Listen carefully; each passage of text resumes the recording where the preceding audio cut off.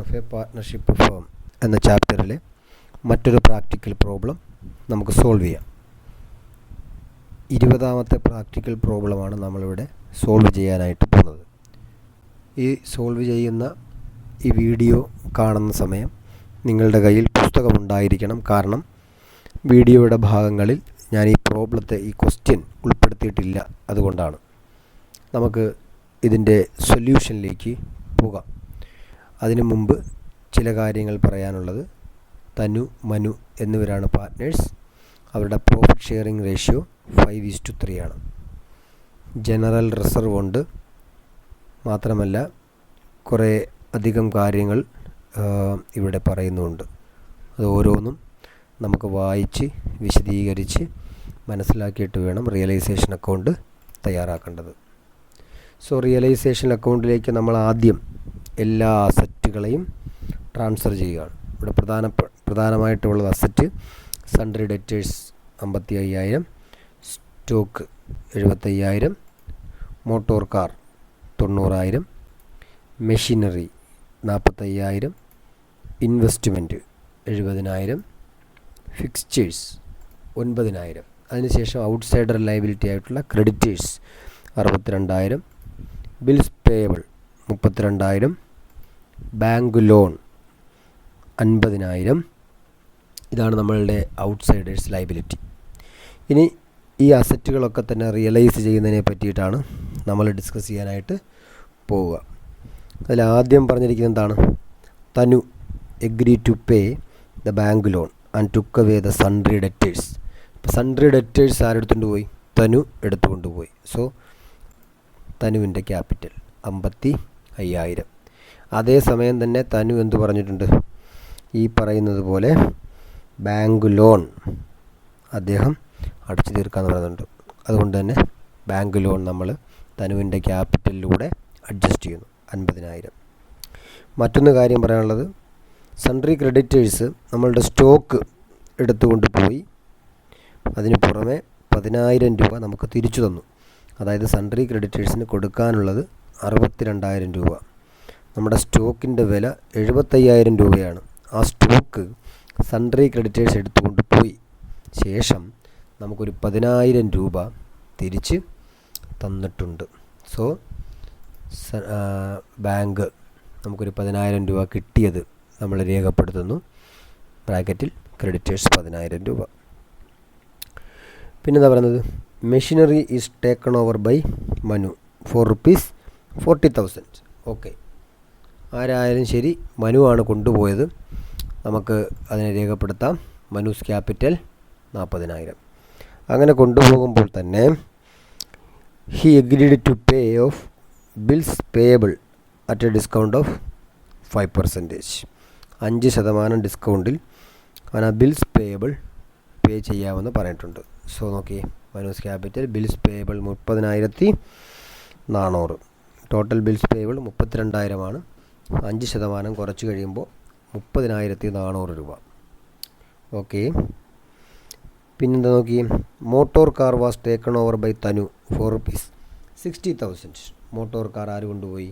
തനു കൊണ്ടുപോയി. So Thanus capital 60,000 രൂപയ്ക്ക് motor car തനു കൊണ്ടുപോയി. ഇനി നോക്കി, investment realised ₹76,000 and fixtures ₹4,000. 2 asset നമ്മൾ റിയലൈസ് ചെയ്തപ്പോഴത്തേക്ക് നമുക്ക് 76,000-ഉം 4,000-ഉം 80,000 രൂപ നമുക്ക് കിട്ടി. സോ അത് നമ്മൾ ഇൻകം ആയതുകൊണ്ട് തന്നെ നമ്മളതെന്ത് ചെയ്യുന്നു? അത് എഴുതുന്നു. ഡിസൊല്യൂഷൻ എക്സ്പെൻസ് നമുക്ക് 2,200 രൂപ ചിലവായിട്ടുണ്ട്. സോ ഡിസൊല്യൂഷൻ എക്സ്പെൻസ് 2,200 രൂപ. ഇത്രയുമാണ് ഒരു റിയലൈസേഷൻ അക്കൗണ്ടിലേക്ക് നമ്മൾ വരിക.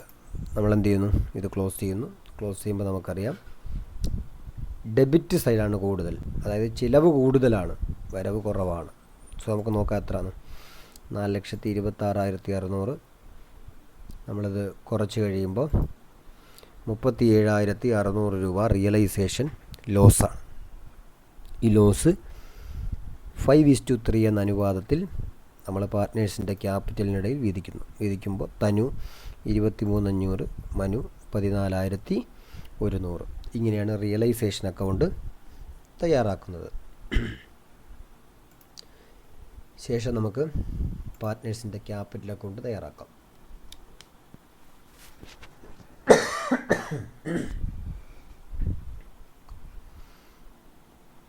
നമുക്ക് ബാലൻസ് ബ്രോഡ് ഫോർവേഡ് 1,10,000 90,000. ഒരു റിസർവ് ഫണ്ട് 16,000 ഉണ്ട്. അതിനെ 5:3 എന്ന റേഷ്യോയിൽ വീതിക്കുമ്പോൾ തനുവിന് 10,000 മനുവിന് 6,000. Then realisation loss 23,500 14,100. ഇനി ഈ പറയുന്ന പോലെ അസറ്റുകൾ എടുത്തു കൊണ്ടുപോയതും ഒക്കെ നമ്മൾ അഡ്ജസ്റ്റ് ചെയ്യുന്നതാണ്. നോക്കിയേ, ഡെറ്റേഴ്സിന് തനു കൊണ്ടുപോയി 55,000 രൂപ. അപ്പോൾ അത്രയും ക്യാപിറ്റൽ കുറയണം, ശരിയല്ലേ? അതോടൊപ്പം തന്നെ ബാങ്ക് ലോൺ അദ്ദേഹം കൊടുത്തു തീർക്കാമെന്ന് പറഞ്ഞു 50,000 രൂപ. അതനുസരിച്ച് ക്യാപിറ്റൽ കൂടണം. നമുക്ക് മെഷീനറി കൊണ്ടുപോയത് മനു 40,000 രൂപയ്ക്ക്. അതോടൊപ്പം തന്നെ ബിൽസ് പേയബിൾ 30,400 രൂപയ്ക്ക് അദ്ദേഹം കൊടുത്തു തീർക്കാമെന്ന് പറഞ്ഞിട്ടുണ്ട്.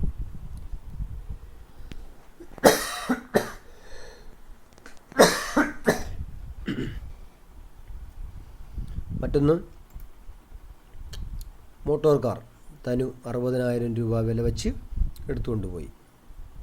ഓക്കെ, ഇത്രയും കാര്യമാണ് പാർട്ട്നേഴ്സ് ക്യാപിറ്റൽ അക്കൗണ്ട് നമുക്ക് റെക്കോർഡ് ചെയ്യാനായിട്ട് ഉള്ളത്. നോക്കൂ, 1,70,000 1,26,400. ബാലൻസ് ചെയ്യുകയല്ല, തനുവിന് കൊടുക്കാനുള്ളത് എത്ര, മനുവിന് കൊടുക്കാനുള്ളത് എത്ര എന്ന് കണ്ടുപിടിച്ചതിന് ശേഷം അത്രയും പണം നമ്മുടെ ബിസിനസ്സിലുണ്ടോ എന്ന് നമ്മൾ എന്ത് ചെയ്യണം, ഉറപ്പാക്കണം. അതിന് വേണ്ടിയിട്ട് നമ്മൾ എന്ത് ചെയ്യുന്നു, ഒരു ബാങ്ക് അക്കൗണ്ട് ഓപ്പൺ ചെയ്യുന്നു.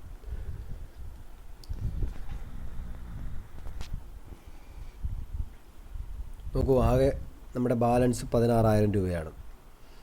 അസറ്റ് എല്ലാം കൂടി വിറ്റ് നമുക്ക് ഒരു 80,000 രൂപ കിട്ടിയിട്ടുണ്ട്. നമ്മളാകെ പുറത്തേക്ക് കൊടുത്തിരിക്കുന്നത് റിയലൈസേഷൻ എക്സ്പെൻസ് ആയിട്ടുള്ള 2,200 രൂപ മാത്രമാണ്. സോ നമ്മൾ ക്രെഡിറ്റേഴ്സിൻ്റെ കയ്യിൽ നിന്നും നമുക്കൊരു 10,000 രൂപ കിട്ടിയിട്ടുണ്ട്. അതിൽ സ്റ്റോക്ക് എടുത്തുകൊണ്ട് പോയതിന് ശേഷം 10,000 രൂപ തിരിച്ച് തന്നു. അതാണ് ഈ 10,000 രൂപ. നമ്മൾ എന്ത് ചെയ്യുന്നു, ഇത് ബാലൻസ് ചെയ്യുമ്പോൾ 1,06,000 1,06,000 2,200 രൂപ കുറയ്ക്കുമ്പോൾ നമുക്ക് 1,03,800 രൂപയാണ് നമുക്ക് ആകെ ഉള്ളത്.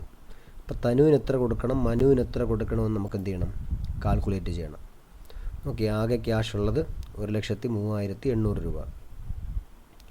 ഇനി പാർട്ട്നേഴ്സിന് കൊടുക്കേണ്ടുന്ന ക്യാപിറ്റൽ തനു ഇത് കുറച്ച് കഴിയുമ്പോൾ 31,500, മനുവിന് 72,300, ടോട്ടൽ 1,03,800. അപ്പോൾ ക്യാഷ് കൃത്യമായിട്ട് 1,03,800 രൂപ ഉണ്ട്. അപ്പോൾ നമുക്ക് എന്ത് ചെയ്യാം, ഇവിടെ ക്യാപിറ്റൽ അക്കൗണ്ട് ഇങ്ങനെ ക്ലോസ് ചെയ്യാം. ഏതാണ്, partners capital account is debited to cash account 31,500 72,300. അതുപോലെ തന്നെ bank account is credited by Tanu's capital account 31,500 by Manu's capital account 72,300.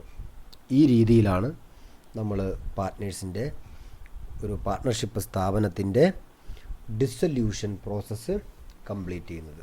Okay, അപ്പോൾ വീഡിയോ കാണുന്ന സമയത്ത് പ്രോബ്ലം നിങ്ങളുടെ പുസ്തകത്തിലെ പ്രോബ്ലം തന്നെയാണ്, അത് നിങ്ങളുടെ മുമ്പിൽ ഉണ്ടാകണം. എന്തെങ്കിലും സംശയമൊക്കെ ഉണ്ടെന്നുണ്ടെങ്കിൽ കൃത്യമായിട്ട് ചോദിക്കണം. Okay, thank you very much.